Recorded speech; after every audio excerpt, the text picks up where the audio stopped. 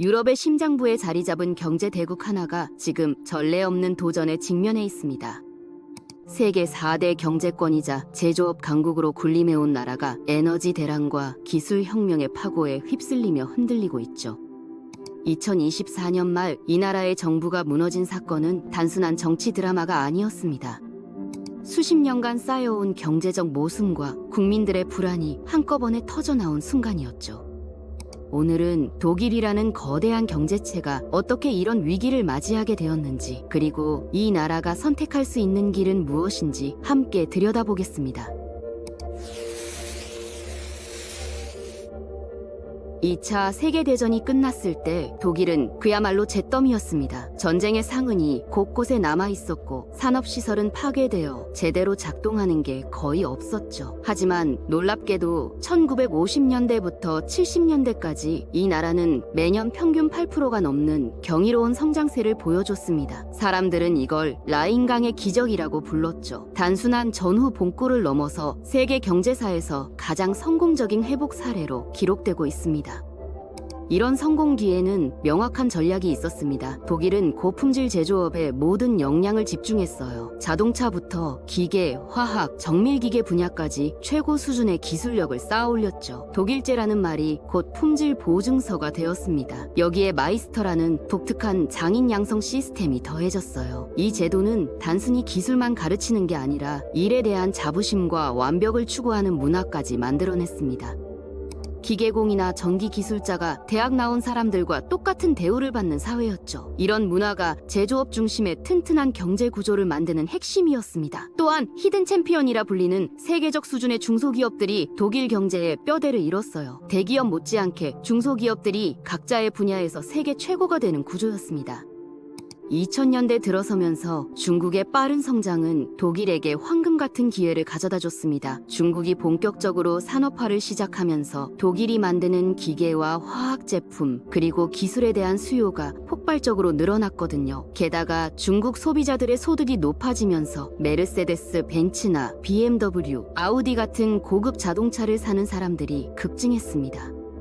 독일 자동차 회사 3곳은 판매량의 거의 절반에 가까운 양을 중국에서 팔아치웠어요. 당시만 해도 중국은 독일과 정면으로 부딪히지 않는 파트너 같은 존재였기 때문에 이런 의존 관계가 위험해 보이지 않았습니다. 오히려 서로에게 도움이 되는 완벽한 조합처럼 보였죠. 하지만 이 관계는 독일 경제에 치명적인 약점을 만들고 있었습니다. 독일 기업들이 중국 시장 성장에만 집중하느라 다른 신흥시장 개척은 뒷전이었고 중국의 기술 발전 속도를 심각하게 낮게 봤던 겁니다. 그런데 2020년을 기점으로 모든 게 바뀌기 시작했습니다. 코로나19가 전 세계를 강타하면서 글로벌 공급망이 마비됐고 수출에 의존하던 독일 경제는 직격탄을 맞았죠. 반도체가 부족해서 자동차 공장들이 멈춰서는 일이 발생했고 의료용품과 핵심 부품들을 해외에 너무 의존하고 있다는 위험한 현실이 드러났습니다. 더 큰 문제는 전 세계가 전기차로 넘어가면서 시작됐어요. 독일이 130년 넘게 쌓아온 내연기관 기술이 하루아침에 옛날 것이 되어버렸습니다. 엔진과 변속기 같은 복잡한 기계 장치에서 쌓은 노하우가 전기 모터와 배터리 시대에는 오히려 짐이 되어버린 겁니다. 독일 자동차 산업의 핵심 경쟁력이었던 정밀 엔지니어링 기술이 순식간에 가치를 잃어버렸죠. 중국의 전기차 성장은 가히 폭발적이었습니다. 2023년 자료를 보면 중국은 약 165만 대의 전기차를 해외로 팔아치웠는데 독일은 고작 64만 대 정도였어요. 더 충격적인 건 중국이 수출한 전기차의 거의 절반이 유럽으로 들어갔다는 사실입니다. BYD나 샤오미, 이오 같은 중국 브랜드들이 독일 시장에서도 점점 힘을 보이기 시작했죠. 이건 마치 19세기 말에 네덜란드가 배 만드는 기술에서 영국한테 밀려났던 것과 비슷한 상황이었습니다. 테슬라의 성공은 독일 자동차 업계에 또 다른 충격파를 보냈습니다. 실리콘밸리의 IT 회사였던 테슬라가 겨우 20년 만에 세계에서 가장 가치 있는 자동차 회사가 됐고 독일의 전통적인 고급 브랜드들을 위협하기 시작했거든요. 소프트웨어와 배터리 기술이 자동차 산업의 핵심이 되면서 독일의 기계기술 우위가 흔들린 겁니다. 2024년 독일 산업계를 뒤흔든 가장 큰 사건은 폭스바겐의 구조조정 발표였습니다. 독일 산업을 상징하는 회사가 회사 역사상 처음으로 본국 공장 문을 닫는 것을 고려한다고 밝혔어요. 수요가 줄고 새로운 경쟁자들이 나타나면서 폭스바겐은 연간 53만 대, 그러니까 공장 2개 분량의 생산 능력이 남아도는 상황에 처했죠. 결국 앞으로 몇 년간 3만 6천 명의 일자리를 줄이고 수십억 유로의 비용을 아끼겠다고 발표했습니다. 이건 자동차 산업만의 문제가 아니었어요. 폭스바겐은 독일의 대표 기업이자 수십만 명에게 직간접적으로 일자리를 제공하는 핵심 산업이었기 때문에 독일 사회 전체가 큰 충격을 받았습니다. 이런 변화는 다른 산업 분야로도 빠르게 번져나갔죠. 중국은 기계, 화학, 제약 등 거의 모든 산업에서 독일을 무서운 속도로 따라잡고 있었습니다. 2023년 통계를 보면 독일의 산업 생산량은 전년 대비 1.2% 줄었는데 중국은 반대로 4.9% 늘어났어요. 화웨이나 테센트, 알리바바 같은 중국 기업들이 글로벌 시장에서 독일 기업들과 직접 맞붙기 시작했고, 중국 정부의 제조업 2025 계획 아래서 엄청난 지원을 받는 중국 기업들과 경쟁해야 하는 상황이 된 겁니다. 중국의 산업 발전은 단순히 가격만 싸서 성공한 게 아니었습니다. 전기차 배터리나 태양광 패널, 오지 통신 장비 같은 미래 핵심 기술에서도 세계 최고 수준을 달성했고, 이는 독일의 기술 우위를 근본부터 위협하는 요소가 됐죠. 독일이 마주한 또 다른 심각한 문제는 빠르게 진행되는 인구 고령화입니다. 독일의 출산율은 여성 한 명당 1.36명에 불과해서 인구를 유지하는 데 필요한 2.1명에 한참 못 미치죠. 2032년쯤 되면 독일 인구의 27% 정도가 67세 이상 고령층이 될 거라고 예상됩니다. 동시에 일할 수 있는 나이의 인구는 매년 36만 명에서 43만 명씩 줄어들 전망이에요. 제조업이 경제의 중심인 독일에서 숙련된 기술자가 부족한 건 치명적인 약점입니다. 독일 기업들은 이미 심각한 인력난을 겪고 있고, 이게 생산성 하락과 경쟁력 약화로 바로 연결되고 있죠. 독일의 유명한 마이스터 제도마저 후계자를 찾지 못해 어려움을 겪고 있습니다. 젊은 사람들이 제조업을 꺼리고 서비스업이나 IT 쪽을 선호하면서 전통적인 기술 전수 시스템이 무너지고 있는 상황이에요.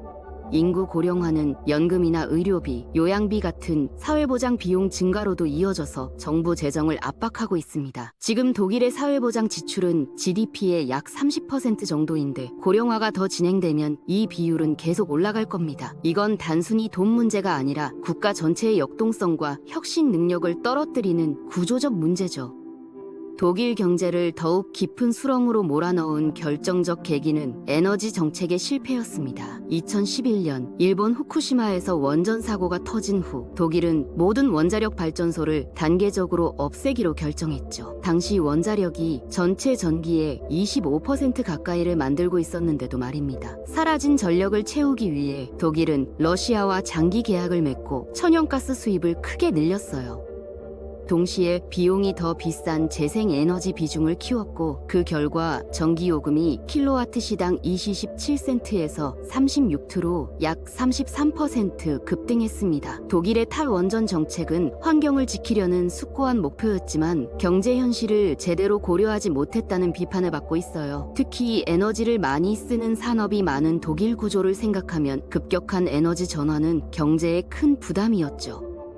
2022년 러시아가 우크라이나를 침공하면서 모든 게 완전히 뒤집혔습니다. 노르트 스트림 하나 가스관이 파괴되면서 독일의 천연가스 가격은 2021년과 비교해 무려 1300%톤 늘라 폭등했어요. 천연가스는 전기를 만드는 데만 쓰이는 게 아니라 화학이나 철강, 유리, 세라믹 같은 에너지를 많이 쓰는 산업의 생산 과정에서 직접 사용되기 때문에 산업 전체가 직격탄을 맞았죠. 2023년 독일의 해당 산업 생산량은 11% 넘게 떨어졌는데, 이건 독일 경제 역사상 최악의 수치였습니다. 러시아 에너지에 지나치게 의존한 게 얼마나 위험한 선택이었는지를 보여주는 명확한 증거였죠. 독일 정부는 뒤늦게 에너지 공급처를 다양화하려고 나섰지만 단기간에 러시아 가스를 완전히 대체하는 건 불가능했습니다. 세계 최대 화학기업 바스프의 상황이 독일 에너지 위기의 심각성을 잘 보여줍니다. 바스프는 1년 만에 에너지 비용이 약 3조 8천억 원이나 늘어났어요. 이건 회사가 망할 수도 있는 수준이었죠. 바스프는 독일 본사에서 5억 8천만 유로 규모의 비용 절감을 단행하고 생산량 일부를 줄였으며 해외로 생산 거점을 옮기는 속도를 높였습니다. 가장 충격적이었던 건 바스프가 약 12조 원 규모의 거대한 화학단지를 독일이 아닌 중국에 짓겠다고 발표한 거였어요. 150년이 넘는 역사를 가진 독일 화학산업의 상징, 바스프가 새로운 대규모 투자를 본국이 아닌 중국에 한다는 건 독일의 산업 경쟁력이 얼마나 심각하게 무너졌는지를 보여주는 상징적 사건이었습니다. 독일의 다른 화학회사들도 에너지 비용 부담을 줄이려고 생산을 줄이거나 해외 이전을 검토하기 시작했죠. 독일이 직면한 어려움은 내부 문제만이 아니었습니다. 글로벌 경쟁 환경 자체가 독일에게 불리하게 변하고 있었거든요. 미국과 중국 사이의 무역 충돌과 기술 패권 싸움이 심해지면서 독일은 양쪽 사이에서 어려운 선택을 강요받고 있었어요. 미국은 동맹국들에게 중국과의 기술 교류를 제한하라고 압박했지만 독일 기업들에게 중국은 여전히 중요한 시장이자 동반자였기 때문이죠. 미국의 인플레이션 감축법과 첨단 기술 수출 통제는 독일 기업들의 사업 환경을 더욱 복잡하게 만들었습니다. 동시에 인도나 베트남, 멕시코 같은 새로운 제조업 강자들이 떠오르면서 독일의 전통적 수출 시장에서 경쟁이 더욱 치열해지고 있었어요. 이들 나라는 낮은 인건비와 적극적인 외국 기업 유치 정책으로 글로벌 제조업체들을 끌어들이고 있었습니다. 특히 인도는 거대한 내수 시장과 숙련된 IT 인력을 바탕으로 빠르게 성장하고 있었고 독일이 강한 자동차나 기계 분야에서도 자체 능력을 키워가고 있었습니다. 타타그룹 같은 인도 기업들이 글로벌 시장에서 독일 기업들과 경쟁하기 시작한 거죠. 유럽연합 안에서도 독일의 위치가 바뀌고 있었습니다. 폴란드나 체코, 슬로바키아 같은 동유럽 국가들이 독일 기업들의 공장 역할을 하면서 제조업 능력을 쌓았고 이제는 독일과 경쟁하는 관계로 변화하고 있었죠. 디지털 전환이나 인공지능, 자동화 같은 기술 변화가 가속화되면서 전통적인 제조업 방식에 의존해온 독일 기업들은 새로운 적응을 요구받고 있었습니다. 4차 산업혁명의 핵심 기술들이 기존 산업 구조를 근본적으로 바꾸고 있었거든요. 소프트웨어가 하드웨어보다 중요해지고 데이터가 새로운 자원이 되는 시대에 독일의 전통적 강점이 제대로 작동하지 않는 상황이 된 겁니다. 현재 독일의 경제 상황을 보면 정말 심각합니다. 2021년 이후 독일 경제는 사실상 제자리 걸음을 하고 있거든요. 유럽연합 28개국 중에서 독일보다 경제 상황이 더 안 좋은 나라는 에스토니아와 핀란드 정도뿐입니다. 국제통화기금은 이런 경제 침체 흐름이 한동안 계속될 거라고 전망했는데 이건 독일 경제가 단순한 경기 순환적 침체가 아닌 구조적 문제에 부딪혔다는 뜻입니다. 독일의 GDP 성장률은 2023년 마이너스 0.2%를 기록했고 2024년에도 큰 성장은 기대하기 어려울 것으로 보입니다. 더 놀라운 건 독일 국민들의 정치적 선택입니다. 우파 성향의 독일 대한당이 예상보다 훨씬 많은 지지를 받으며 역사상 처음으로 제2당 자리에 올랐거든요. 이건 독일 국민들이 기존 정치 세력과 경제 정책에 등을 돌리고 있다는 분명한 신호입니다. 동시에 앞으로 독일 정치가 크게 흔들릴 수 있음을 보여주며 이는 경제정책의 일관성과 예측 가능성에도 안 좋은 영향을 미칠 가능성이 높아요. 정치적 불안정은 경제 회복의 또 다른 장애물이 될 수 있죠. 2024년 12월 연립정부가 무너진 것도 이런 맥락에서 이해할 수 있습니다. 올라프 숄츠 총리가 이끌던 3인당 녹색당, 자유민주당 3당 연립의 붕괴는 독일 정치사에서 매우 이례적인 일이었어요. 그렇다면 독일이 이 위기에서 벗어나려면 어떻게 해야 할까요? 무엇보다 산업 구조를 근본부터 다시 짜는 게 필요합니다. 전통적인 제조업 중심에서 벗어나 미래 성장 동력이 될 새로운 산업으로 전환해야 하죠. 이건 기존 산업을 버리는 게 아니라 기존 강점을 바탕으로 새로운 가치를 만들어내는 방향으로 진화하는 걸 의미합니다. 독일의 강점인 정밀 기술과 엔지니어링 노하우를 디지털 기술과 결합해서 새로운 경쟁력을 만들어야 해요. 자동차 산업에서는 내연기관에서 전기차로의 전환이 핵심이에요. 하지만 단순히 전기차를 만드는 것만으로는 부족하죠. 자율주행이나 커넥티드카, 모빌리티 서비스 같은 자동차와 IT가 융합되는 영역에서 새로운 가치를 창출해야 합니다. 독일 자동차 기업들은 하드웨어 제조업체에서 모빌리티 솔루션 제공업체로 탈바꿈해야 해요. 이를 위해서는 소프트웨어 개발 역량을 크게 강화하고 IT 인재를 대거 영입해야 하죠. BMW나 메르세데스 벤츠, 폭스바겐 모두 이런 변화를 추진하고 있지만 아직은 충분하지 않습니다. 기계 산업에서는 스마트 팩토리와 인더스트리 4형 기술이 핵심이에요. 단순한 기계 제조를 넘어서 사물 인터넷이나 AI, 빅데이터 같은 걸 활용한 지능형 제조 시스템을 개발해야 하죠. 화학 산업은 지속 가능성이 핵심 키워드입니다. 석유를 기반으로 한 전통적 화학 제품에서 바이오 기반 화학 제품으로 전환해야 해요. 탄소 중립과 순환 경제 개념을 도입해서 새로운 비즈니스 모델을 개발하는 게 필요하죠. 새로운 성장 동력으로는 반도체 장비나 배터리 기술, 수소 경제, 양자 컴퓨팅, 바이오 기술 같은 게 주목받고 있습니다. 독일은 이미 이런 분야에서 일정한 기술력을 갖고 있지만 상용화와 대량 생산에서는 다른 나라들에 뒤처져 있거든요. 따라서 연구개발뿐만 아니라 상용화와 규모 확대에 대한 투자를 늘려야 합니다. 독일의 프라운호퍼 연구소나 막스플랑크 연구소 같은 곳들의 성과를 실제 상업적 성공으로 연결시키는 게 중요하죠. 독일의 가장 큰 약점 중 하나는 디지털 전환 속도가 느리다는 겁니다. 전통적인 제조업 강국답게 하드웨어 기술에는 강하지만 소프트웨어와 디지털 기술에서는 미국과 중국에 크게 뒤처져 있죠. 독일 정부는 디지털 전환을 가속화하기 위해 대규모 투자를 계획하고 있어요. 5G 네트워크 구축이나 광섬유 인터넷 확산, 클라우드 컴퓨팅 인프라 확충 같은 디지털 인프라 투자가 우선이죠. 교육 시스템도 바꿔야 합니다. 전통적인 마이스터 제도는 유지하되 여기에 디지털 기술 교육을 접목해야 해요. 기계 조작 기술자에게 로봇 프로그래밍을, 화학 기술자에게 데이터 분석을 가르치는 식으로 기존 기술과 새로운 기술을 융합한 교육이 필요하죠. 스타트업 생태계 육성도 중요합니다. 독일은 대기업 중심 경제 구조 때문에 혁신적인 스타트업이 성장하기 어려운 환경이었거든요. 규제를 완화하고 벤처 투자를 활성화해서 새로운 기업들이 성장할 수 있는 토양을 만들어야 합니다. 독일의 인구 고령화와 숙련 인력 부족 문제를 해결하려면 두 가지 접근이 필요해요. 하나는 기존 인력의 재교육과 기술 향상이고 다른 하나는 해외 인재를 끌어들이는 겁니다. 기존 인력의 재교육은 정부와 기업, 개인이 함께 추진해야 할 과제죠. 정부는 직업 재교육 프로그램을 확대하고 재교육 기간 동안 생활비를 지원하는 제도를 강화해야 합니다. 기업들은 직원들의 기술 향상에 투자해야 하고 개인들도 평생 학습에 적극적으로 참여해야 해요. 해외 인재 유치는 더욱 적극적으로 추진해야 합니다. 독일의 현재 이민 정책은 여전히 보수적이고 절차가 복잡하거든요. 특히 유럽이 아닌 나라 출신의 숙련 인력이 독일에서 일하기까지는 많은 시간과 비용이 듭니다. 이를 개선하기 위해 포인트제 이민 시스템 도입이나 비자 절차 간소화, 외국 자격 인정 확대 같은 조치가 필요해요. 캐나다나 호주의 이민 정책을 참고해서 독일만의 인재 유치 전략을 세워야 하죠. 독일의 지나친 중국 의존도를 줄이려면 무역 파트너를 다양화하는 게 필수적입니다. 하지만 이건 단순히 수출 대상국을 늘리는 게 아니라 장기적이고 전략적인 경제 동반자자 관계를 만드는 걸 의미하죠. 우선순위가 높은 지역은 인도나 동남아시아, 아프리카, 남미 같은 곳입니다. 인도의 경우 약 15억 명의 거대한 시장과 빠른 경제 성장률, 그리고 영어 사용이라는 장점이 있어요.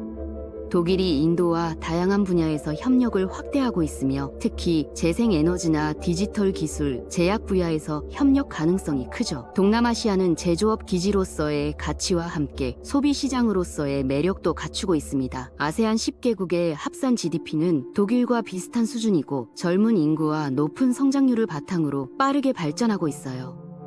독일의 산업 경쟁력을 회복하려면 기업 환경을 개선하는 게 무엇보다 중요합니다. 현재 독일의 법인세율은 약 32%로 OECD 평균보다 높은 편이거든요. 특히 미국이 2018년 세제 개편을 통해 법인세를 크게 낮추고 아일랜드나 네덜란드 같은 유럽 내 국가들도 낮은 세율로 기업 유치에 나서고 있는 상황에서 독일의 세율 경쟁력은 떨어지고 있습니다. 규제 완화도 시급한 과제예요. 독일은 사업 인허가 절차가 복잡하고 시간이 오래 걸리는 걸로 유명하죠. 세계은행의 기업 환경 평가에서 독일은 사업 개시 분야에서 135위를 기록할 정도로 낮은 순위를 보이고 있습니다. 이건 스타트업과 외국 기업의 진출을 어렵게 하는 요인이에요. 독일은 GDP 대비 연구개발 투자 비중이 3.3%로 OECD에서 상위권에 속하지만 이 투자가 실제 혁신으로 이어지는 효율성은 높지 않습니다. 특히 기초 연구에서 응용 연구, 상용화로 이어지는 죽음의 계곡을 극복하는 게 중요하죠. 정부 차원에서는 혁신 분야에 대한 집중 투자를 확대해야 합니다. 인공지능이나 양자 컴퓨팅, 바이오 기술 같은 미래 핵심 기술에 대한 투자를 늘리고 이를 상용화할 수 있는 생태계를 만들어야 하죠. 독일의 사회보장 시스템은 고령화 사회에 대비해서 개혁이 필요합니다. 현재의 부가방식 연금 시스템은 인구 구조 변화로 인해 지속 가능성에 의문이 제기되고 있거든요. 출산율 저하와 기대 수명 연장으로 연금 받는 사람은 늘어나는 반면 보험료를 내는 근로자는 줄어들고 있어요. 연금 개혁과 함께 의료 시스템의 효율화도 필요합니다. 독일의 의료비 지출은 GDP의 약 12%로 매우 높은 수준이지만 효율성은 떨어지는 편이에요. 디지털 헬스케어 도입과 예방의학 강화를 통해 의료비 증가 속도를 조절해야 하죠. 독일의 에너지 전환은 되돌릴 수 없는 방향이지만 그 과정에서 경제적 충격을 최소화하고 에너지 안보를 확보하는 게 중요합니다. 재생에너지 확대는 계속되어야 하지만 동시에 안정적인 전력 공급을 보장할 수 있는 시스템을 만들어야 하죠. 태양광과 풍력 발전의 간헐성 문제를 해결하려면 대규모 에너지 저장 시설이 필요해요. 배터리 저장 시설과 함께 양수 발전이나 압축 공기 저장 같은 다양한 저장 기술을 활용해야 하죠. 동시에 스마트 그리드를 구축해서 에너지 수급을 효율적으로 관리해야 합니다. 수소 경제로의 전환도 가속화해야 해요. 수소는 장기간 에너지를 저장할 수 있고 철강이나 화학 같은 에너지를 많이 쓰는 산업에서 천연가스를 대체할 수 있는 잠재력이 있거든요. 독일은 2032년까지 약 13조 규모의 그린 수소 생산 능력을 만들 계획이지만 이것도 충분하지 않습니다. 수소 경제 구축을 위해서는 생산부터 운송, 활용까지 전체 밸류 체인을 동시에 개발해야 해요. 독일의 탈원전 정책은 2011년 후쿠시마 사고 이후 독일 사회의 강한 합의의 바탕에서 추진됐습니다. 하지만 러시아 에너지 공급이 중단되고 에너지 가격이 폭등하는 걸 경험한 후 일부에서는 원자력에 대한 재검토가 필요하다는 목소리가 나오고 있죠. 기존 원전의 수명 연장이나 재가동은 기술적으로 가능하지만 정치적, 사회적 저항이 클 것으로 예상됩니다. 대신 소형 모듈 원자로 같은 차세대 원자력 기술에 대한 연구 개발을 통해 장기적 선택지를 확보하는 게 현실적일 수 있어요. 독일이 경제 회복의 첫 단계는 현재의 위기 상황을 안정시키는 겁니다. 에너지 가격 폭등과 공급 불안정이 독일 제조업의 가장 시급한 위협이므로 이를 해결하는 게 최우선이죠. 에너지 공급 안정화를 위해서는 우선 LNG 터미널 건설을 가속화해야 합니다. 독일은 2023년 말까지 5개의 LNG 터미널을 완공했고 추가로 3개를 짓고 있어요. 이를 통해 연간 약 3,700만 톤의 LNG를 수입할 수 있는 능력을 확보했죠. 동시에 공급처도 미국이나 카타르, 호주 같은 곳으로 다양화하고 있습니다. 단기 위기가 안정화되면 본격적인 산업 구조 개편에 착수해야 해요. 이 단계의 목표는 전통적인 제조업 중심에서 첨단 기술과 서비스가 융합된 새로운 산업 구조로 전환하는 겁니다. 자동차 산업의 전환이 핵심이에요. 내연기관 중심의 생산 체계에서 전기차나 수소차, 자율주행차 중심으로 바꿔야 합니다. 구조 개편이 어느 정도 궤도에 오르면 성장 기반을 확충하는 단계로 넘어가야 해요. 이 단계의 목표는 독일이 새로운 글로벌 가치 사슬에서 중심적인 역할을 하는 겁니다. 무역 다변화가 핵심 과제예요. 중국 의존도를 줄이면서 인도나 동남아시아, 아프리카, 남미 같은 곳과의 경제 협력을 확대해야 하죠. 마지막 단계는 지속 가능한 성장 체계를 확보하는 겁니다. 이 시기에는 독일이 기후변화나 인구 고령화, 기술 변화 같은 장기적 도전에 성공적으로 적응한 새로운 경제 모델을 확립해야 하죠. 탄소 중립 달성이 가장 중요한 목표입니다. 2047년까지 탄소 중립을 달성하려면 에너지 시스템의 완전한 탈탄소화가 필요해요. 독일의 미래는 국제 협력에 달려 있습니다. 특히 미국과의 관계 재정립이 중요하죠. 미국은 여전히 세계 최대 경제 대국이자 기술 혁신의 중심지이므로 독일이 첨단 기술 분야에서 경쟁력을 확보하려면 미국과의 협력이 불가피합니다. 중국과의 관계는 독일에게 가장 복잡하고 중요한 외교적 과제예요. 경제적으로는 여전히 중요한 파트너이지만 전략적으로는 경쟁자이자 시스템 경쟁 상대가 됐거든요. 독일은 중국과의 경제적 상호 의존성을 유지하면서도 핵심 기술과 전략적 자산을 보호하는 균형점을 찾아야 합니다.